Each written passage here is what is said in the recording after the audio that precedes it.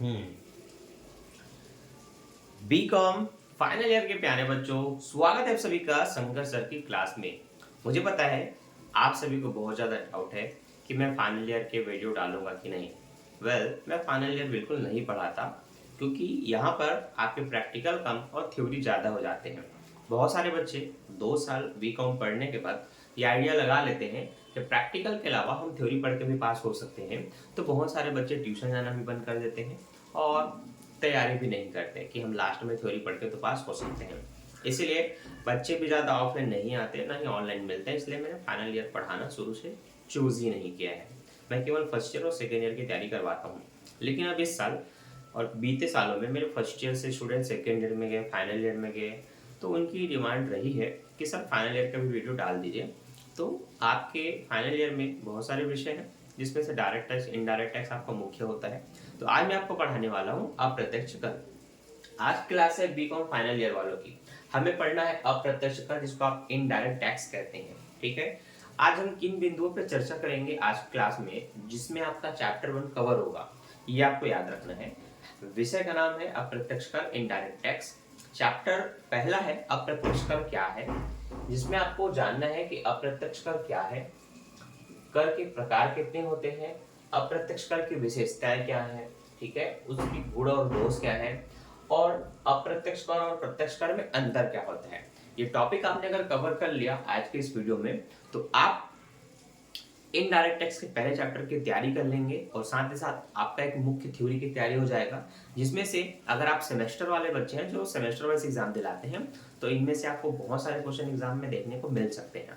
एक test series होती है जिनमें भी ये क्वेश्चन आती है, जिसको इंटरनल एग्जाम बोलते हैं, और फाइनल में भी इससे संबंधित क्वेश्चन आते रहते हैं। ठीक है, तो आप सभी को ध्यान रखना है कि आपको इनडायरेक्ट टैक्स में क्या क्या पॉइंट पढ़ने हैं। बुक नहीं होगा तो बुक ले सकते हैं, चेंजेस वैसे नहीं हुए हैं। हाँ, लेकिन जैसे जैसे करों की दरें बदलती हैं, नए नए संविधान में संशोधन होते हैं, तो इसके हिसाब से इन बुक में, इन चैप्टर में संशोधन किया जाता है। आप एक बार मार्केट में जाके जरूर पता करें कि कुछ चेंजेस हुए हैं कि नहीं। ठीक है, ठीक, तो वेट एंड वॉच। तो चलिए, अब हमारी क्लास, सबसे पहली क्लास बीकॉम फाइनल ईयर की आज से स्टार्ट होने वाली है। देखिए, सबसे पहले तो हम पढ़ने वाले हैं अप्रत्यक्ष क्या है, इसका फुल डिटेल या परिचय, इंट्रोडक्शन। अप्रत्यक्ष क्या होता है, देखिए, उसको जानने से पहले आपको जानना पड़ेगा कि कर होता क्या है, प्रत्यक्ष और अप्रत्यक्ष का मतलब होता क्या है। ठीक है, तो हम डिटेल से इस वीडियो में इन सभी को सीखने वाले हैं, तो एंड तक बने रहिएगा। सबसे पहले आपको बताते हैं कर क्या होता है।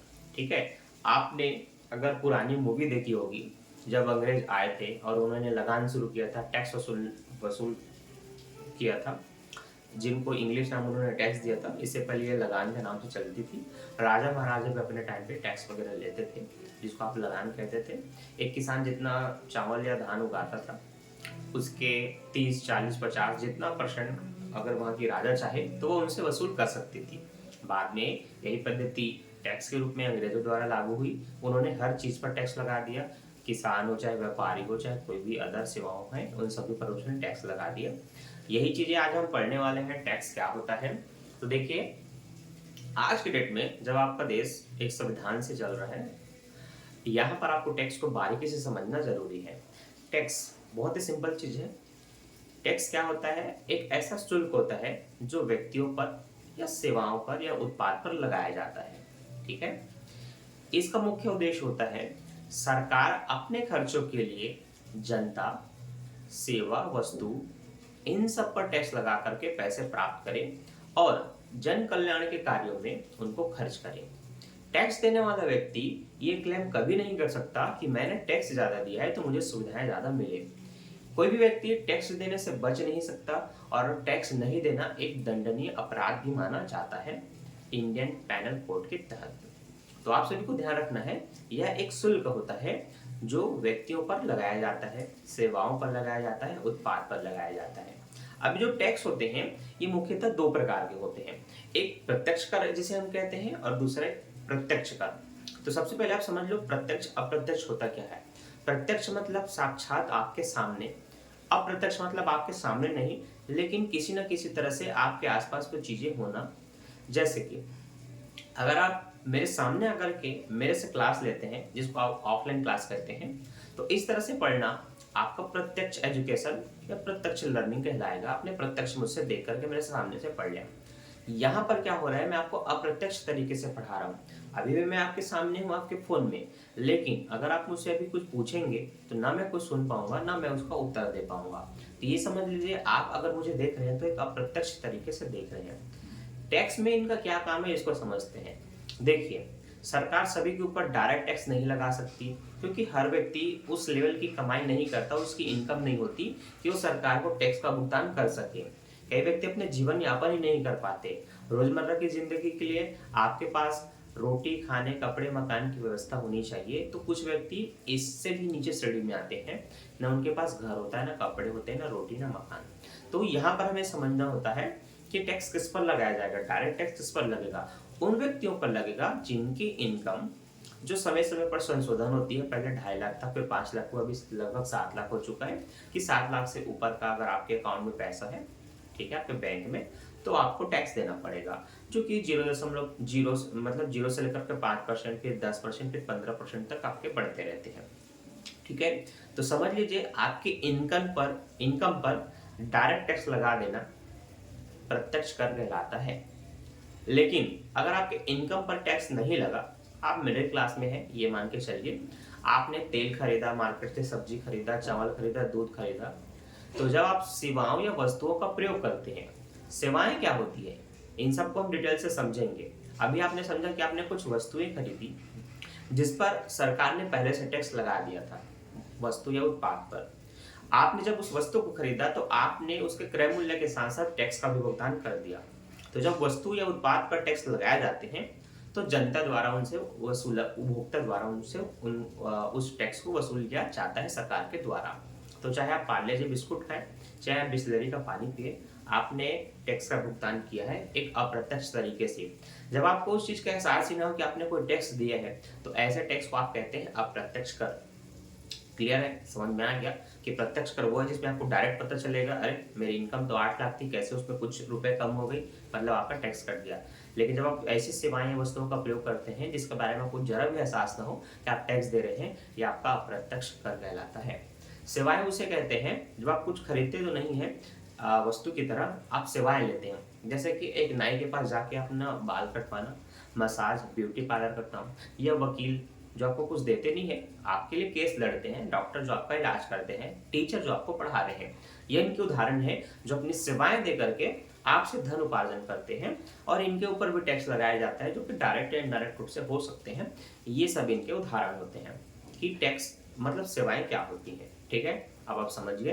तो आई होप आप सभी बच्चों ने अगर इस पूरे टाइम को मिस नहीं किया होगा, आगे नहीं बढ़ाया होगा, तो आपको डिटेल से पता चल गया होगा कि टैक्स क्या होता है, इसमें प्रत्यक्ष अप्रत्यक्ष कर क्या होते हैं। हमने अपना ये पहले 2 टॉपिक को कवर कर लिया कि कर 2 प्रकार के होते हैं, प्रत्यक्ष और एक अप्रत्यक्ष कर। ठीक है, अगला टॉपिक है हमारे अप्रत्यक्ष कर की विशेषता। चूंकि चैप्टर अप्रत्यक्ष कर की है, तो हम अप्रत्यक्ष कर की विशेषता पढ़ेंगे। आगे अगर हमें कर टैक्स मिला, वैसे इसका अलग से बुक है डायरेक्ट टैक्स का, तो हम उसमें उसके प्रकार और विशेषताओं वगैरह को पढ़ेंगे। ठीक है, इसके लिए देखिए आपके पास क्या बुक होना चाहिए। बहुत सारे बच्चे जो बुक लेकर के तैयारी करते हैं वो मुझसे हमेशा पूछते हैं कि सर किन बुक से पढ़ें। मेरे पास अभी लगभग शायद पुराना है, ये ज्यादा नहीं 2 साल पुराना होगा, ये इस बुक से मैं तैयारी कर रहा हूँ। ठीक, आपको पता चल गया, ये बुक है, हम इससे तैयारी करते हैं अप्रत्यक्ष कर का। ठीक है, जिसमें छत्तीसगढ़ के विभिन्न विश्वविद्यालयों के लिए बीकॉम तृतीय वर्ष हेतु बनाया गया डॉक्टर HC मेहरोत्रा द्वारा, VP अग्रवाल द्वारा। तो ये आपको देख लेना है, इसके रंग हमेशा चेंज होते रहते हैं, बाकी आपको देख लेना है। आगे यहाँ पर हम बुक से डिटेल से पढ़ेंगे कि आपका है क्या क्या पॉइंट्स। ठीक है, अब चूंकि क्या होता है कि बोर्ड में अगर मैं पूरा डिटेल से लिख देता हूँ तो कई बार नीचे का नहीं दिखता, साइड का नहीं दिखता, और अगर दिख भी रहा है तो मेरे खड़े होने पर वो कवर हो जाते हैं। तो मैं बुक में आपको पॉइंट्स बताते हुए आगे बढ़ूंगा। तो सबसे पहले आपको पहला पॉइंट समझना है न्याय संगत। सबसे पहला पॉइंट क्या है, विशेषताओं की श्रेणी में सबसे पहला है न्याय संगत। अप्रत्यक्ष कर को न्याय संगत बोलते हैं। क्यों बोलते हैं? देखिए, जब आप वस्तुओं को खरीदते हैं, फिर आप चाहे सबसे अमीर आदमी हो या मिडिल क्लास हो, मध्यम वर्गीय हो, चाहे बहुत गरीब हो, या एक भिखारी हो जिसको दुकान से कुछ सामान खाने के लिए खरीदना पड़ेगा, चाहे वो बिस्कुट हो चाहे कोई भी चीज़ हो। ये अलग बात है कि कोई उनको दया के रूप में फ्री में दे सकते हैं, लेकिन अगर उसके पास पैसा वो खरीदना चाह रहा है तो वो भी खरीद करके टैक्स का भुगतान करता है, जो कि अप्रत्यक्ष तरीके से होते हैं। न्याय संगत बोलने का रीजन क्या है? न्याय संगत इसको इसलिए कहा जाता है क्योंकि इसमें कोई भेदभाव नहीं होता। डायरेक्ट टैक्स में एक भेदभाव है कि जो अमीर व्यक्ति हैं वो टैक्स का भुगतान करेंगे, गरीब व्यक्ति इससे वंचित रहेंगे। रीजन ये भी है कि उनके पास उतनी इनकम नहीं होती गरीबों के पास कि वो टैक्स का भुगतान कर पाए। हालांकि कई लोग इसकी चोरी भी करते हैं, बैंक में पैसे ना रख करके अपने घर में रखते हैं। अब आपको ध्यान देना है कि आपको ये पता चल गया कि अगर आप रईस है, आपकी इनकम 10 लाख है, उससे ज्यादा है, तो आप बिल्कुल उसका टैक्स का भुगतान करेंगे, आपके बैंक से वो कट जाएगा। ये केवल किस पर लगा? एक वर्ग के ऊपर, जो कि उच्च वर्ग के लोग हैं जिनकी इनकम ज्यादा है। लेकिन जो निम्न वर्ग के लोग हैं जिनकी इनकम बिल्कुल कम है, उन पर तो डायरेक्ट टैक्स लगता ही नहीं है। तो इस हिसाब से उसको न्याय संगत नहीं माना जाता। लेकिन अप्रत्यक्ष कर में क्या है भाई? वस्तुओं का उपयोग हर कोई करेगा, वो चाहे गरीब व्यक्ति हो चाहे अमीर व्यक्ति हो, है ना। हर किसी को खाने पीने की आवश्यकता तो पड़ती है। तो हर व्यक्ति जो किसी न किसी जगह से सामान को खरीदते हैं, वो समझ लीजिए टैक्स को भुगतान कर रहे हैं। इसलिए माना जाता है कि अप्रत्यक्ष कर एक न्याय संगत है, इसमें कोई भेदभाव नहीं होता और नियमित रूप से एक निश्चित दर से सभी पर टैक्स लगती है और सबको भुगतान करना पड़ता है। ठीक है, जितना मैंने बताया उतना आप लिख सकते हैं, और इस पर आपको बढ़िया 2-3 लाइन लिख करके आपको इसमें पॉइंट वाइज नंबर मिलता जाएगा, 1 नंबर 2 नंबर, जितने पॉइंट तक आएंगे। अगला है वस्तु और सेवाओं पर कर। ठीक है, तो जो मैंने बताया वही है कि आपके वस्तु व सेवाओं पर लगेगा।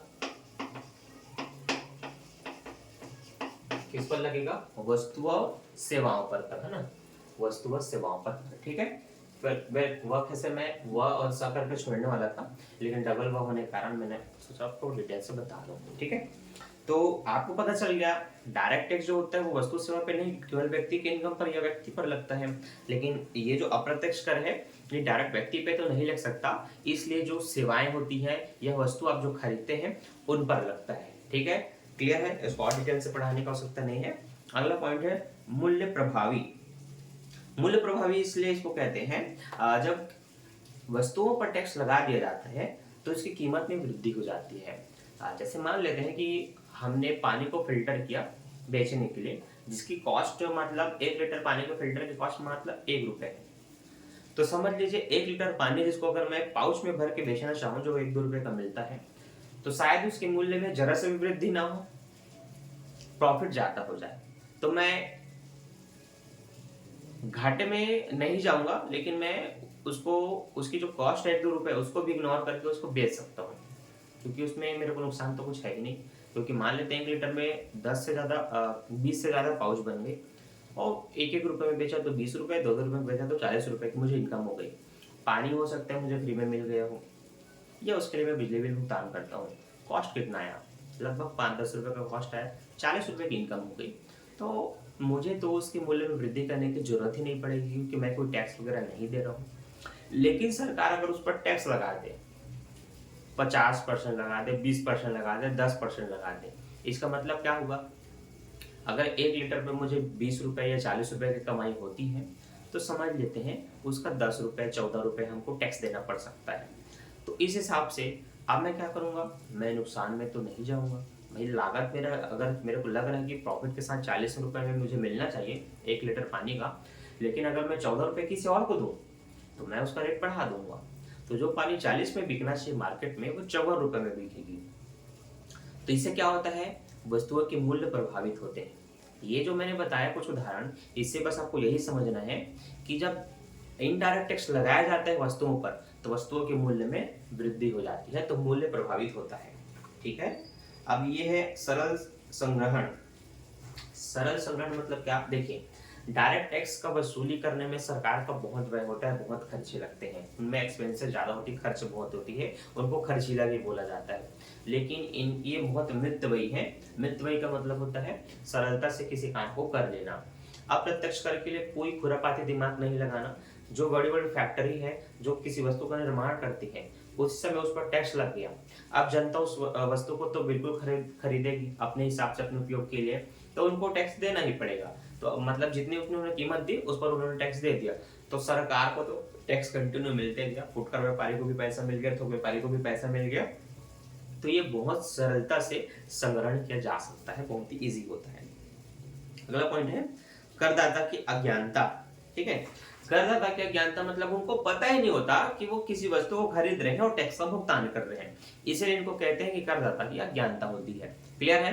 देखिए सारे पॉइंट बहुत इजी है, आप अगर पढ़ रहे हैं, डिटेल से सुन रहे हैं, तो आपको पता चल गया होगा कि बहुत बेसिक और सिंपल सा पॉइंट है। बस आपको सारे पॉइंट को याद रखना है। मैं लिख देता हूँ क्योंकि कई बच्चों के पास बुक नहीं है ना। तीसरा पॉइंट क्या था बच्चों? मूल्य प्रभाव।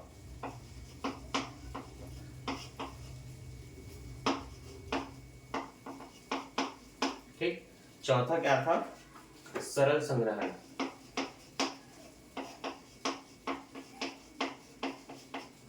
और इसके बाद क्या था? करदाता की अज्ञानता।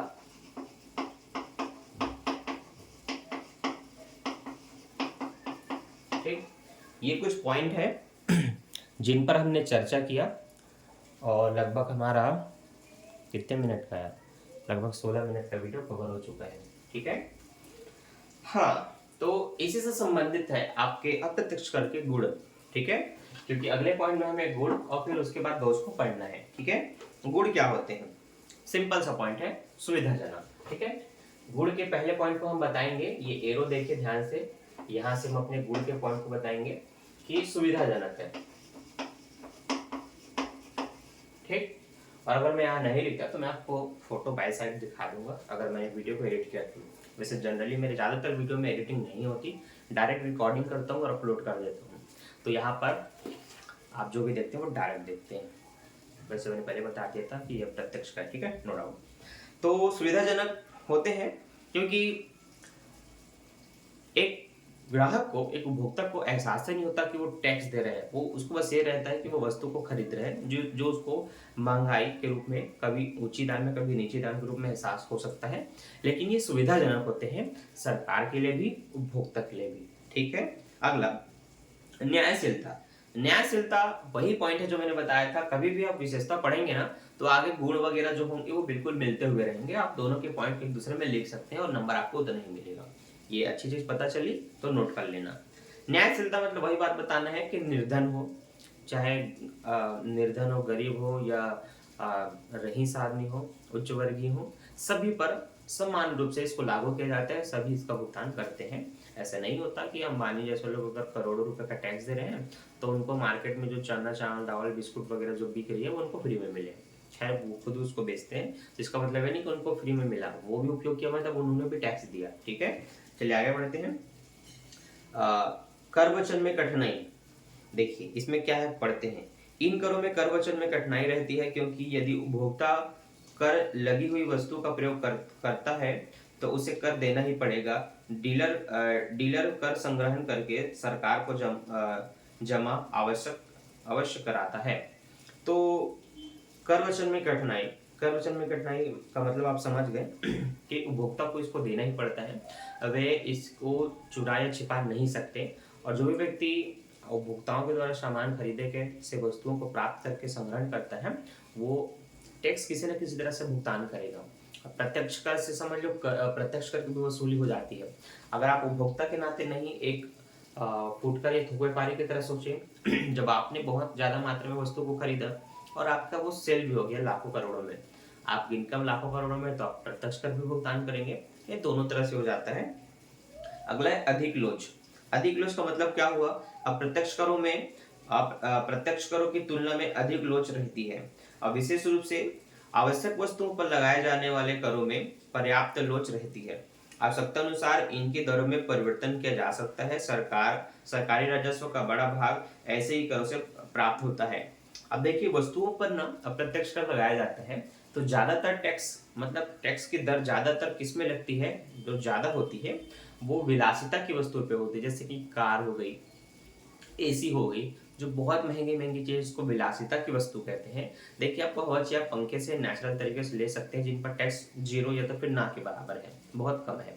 लेकिन आप अगर महंगी चीजें खरीदना चाहते हैं जो कि उच्च वर्गीयों के लिए माना जाता है तो वो तो भुगतान करेंगे, साथ ही साथ फिर आपको करना भी पड़ेगा। तो जितने विलासिता की है गाड़ी वगैरह, एसी वगैरह, इन पर ज्यादा से ज्यादा टैक्स लगाया जाता है। तो इसलिए इनको कहते हैं कि अधिक लोचदार है।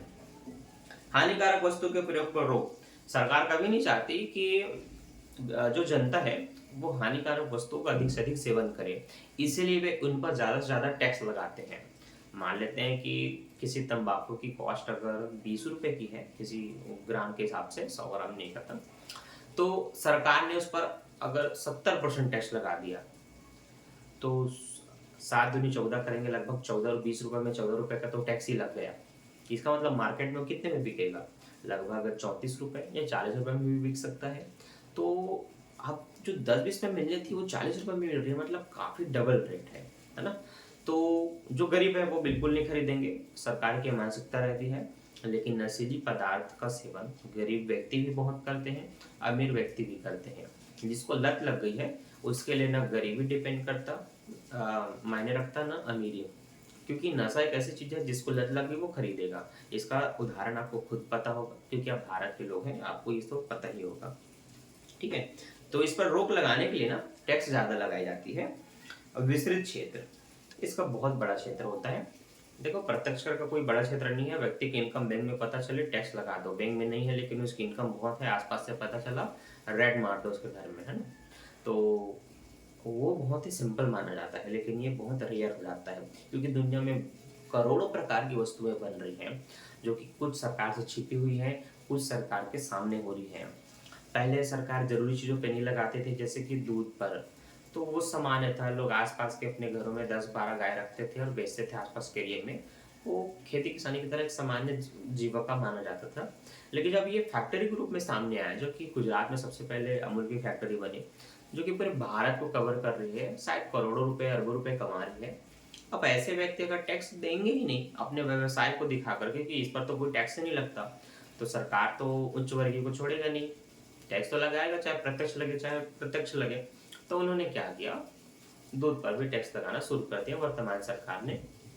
तो अब आपको उस पर भी टैक्स देना पड़ता है। जो पैकेट 20 रुपए में मिल जाती थी वो 23 हुई, 24 हुई, 25 हुई, अब लगभग 27 रुपए तक चली गई है।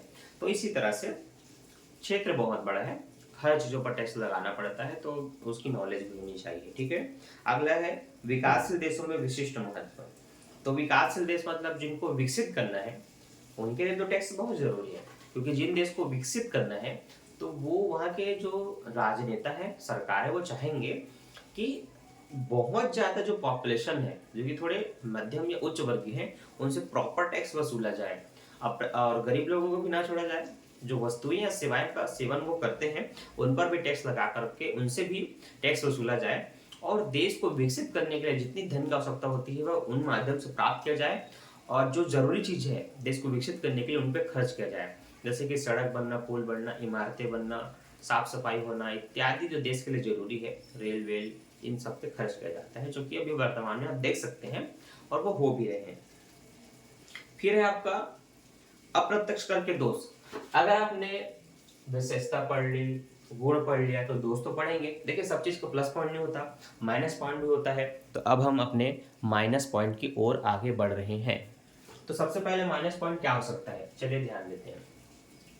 सबसे पहला माइनस पॉइंट है प्रतिगामी प्रकृति।